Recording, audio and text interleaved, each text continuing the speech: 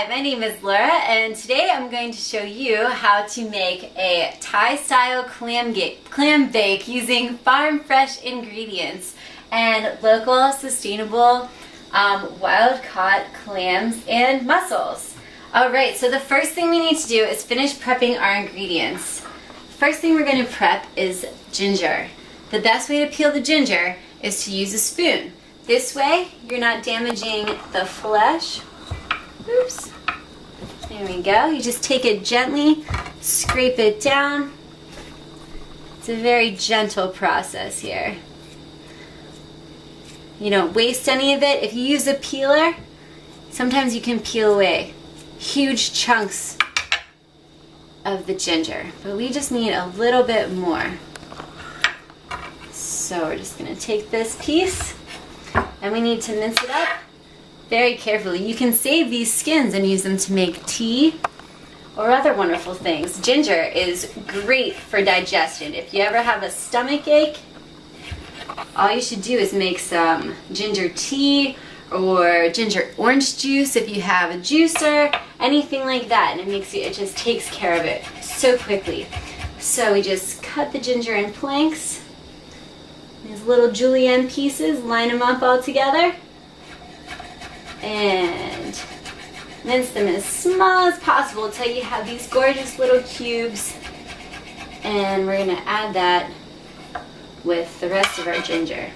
Whenever you're trying to pick something off the cutting board, a great way to do that is with the back of your knife. If you do it with the front of your knife, you're going to dull the blade and you might cut yourself. So if you do it with the back of your knife, none of those things will ever happen. Alright, we're going to add this to our ginger over here.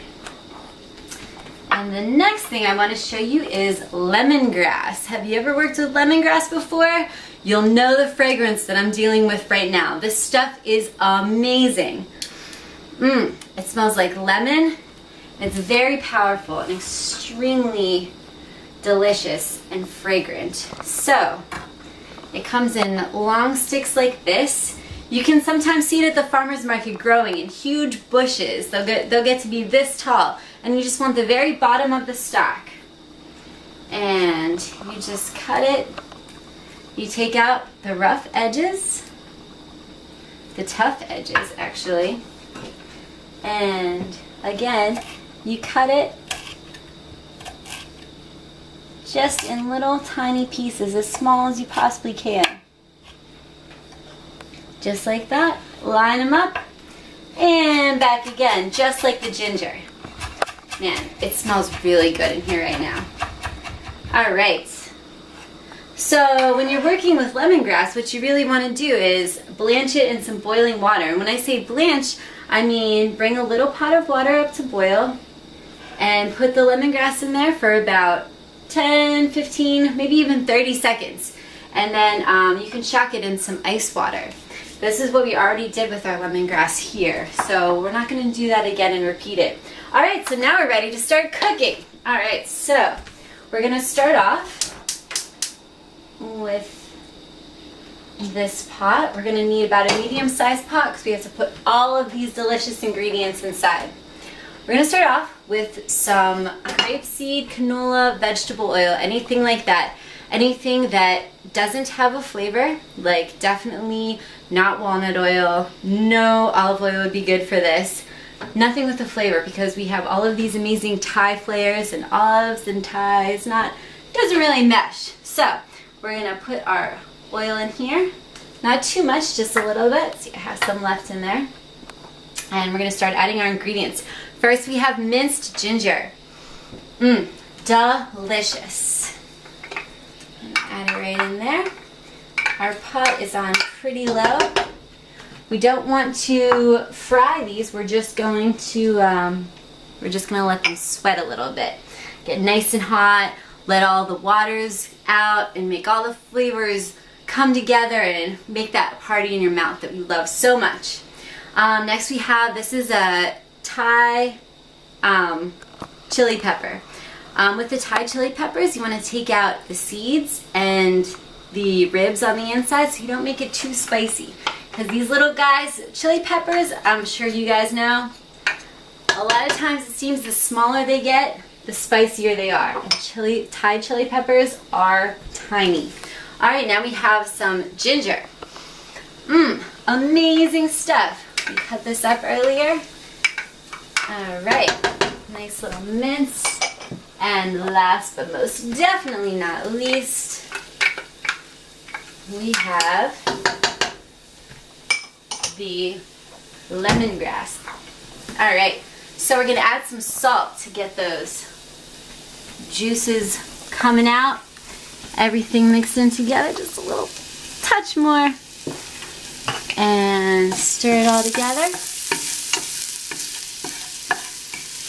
All right, and we're rocking now. Oh man, it smells so amazing in here right now. I love Thai food.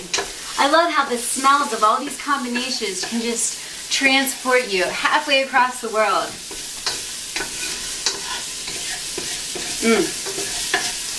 All right, and next we're gonna add in some lime zest. This is lime zest from 2 limes. Another thing you can use there that's also a lot of fun is kaffir lime leaves. If you don't have any lime zest. Wow. Got lime flavor going. And now we have some sausage. Like any traditional clam bake, you always need some sausage. So instead of smoked sausage, which would really overwhelm all of the other flavors in the pot here, we have this amazing green chorizo sausage, which has a lot of the similar ingredients that we're putting. All right, so we're cooking our sausage.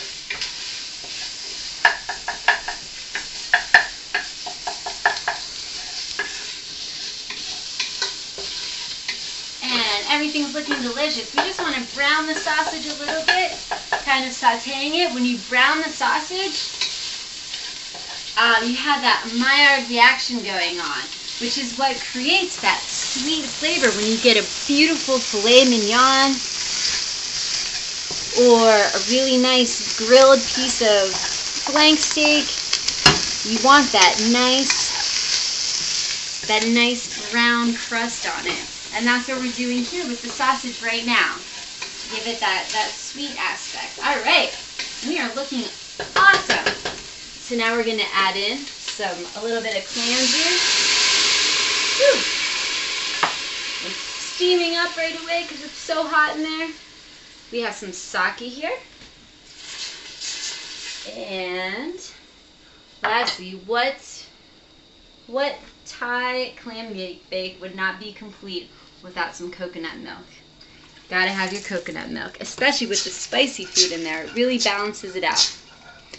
All right, so we have all of these lovely flavors in there together. And we're gonna turn this up, bring it to a boil. You put the top on, it'll come to a boil faster that way. Once it comes to a boil, you're gonna turn it down to a simmer for 15 minutes to let all the flavors really come together and just to get that party happening inside the pot. After it simmers for about 15 minutes, we're gonna add in our clams and mussels, which are sustainable, local caught, amazing products, and they're not even that expensive. So you can buy these things like crazy. And yeah, it'll be great, really. All right, so last to finish it off, after you put all of your clams and mussels in the pot. As soon as they open, you don't want to let them sit open too much because then they'll overcook and they'll get tough, and nobody likes a chewy piece of clam, right? So we're gonna we have lemon Thai basil, delicious, cilantro, everything from the market, and these beautiful scallions. See, if you cut them on an angle, they look pretty, they taste even better, and it's just a fantastic experience for everyone. All right, so with these guys, all you want to do is a really rough chop, and then you're just going to stir them into your clam bake at the very end, and it'll add a nice touch of greenness.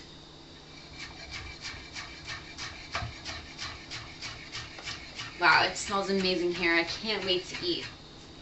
And We'll just cut up the cilantro. That should be good right there. Man, cilantro is so great. Cilantro is really one of those herbs. I feel like it can transport you anywhere. There's so many different cuisines that I really think go amazing with cilantro. And it just takes you all over the world. All right, so you just add these in at the very end, and you have a perfect meal. Ladle it out into some bowls and share it with your family and friends. And you're gonna love it, trust me. So I hope you tune in next time when we'll be getting some more amazing produce and vegetables and proteins from the farmer's market, and we can learn how to cook some great, delicious, fresh, and beautifully tasting meals for your family and friends. Thanks.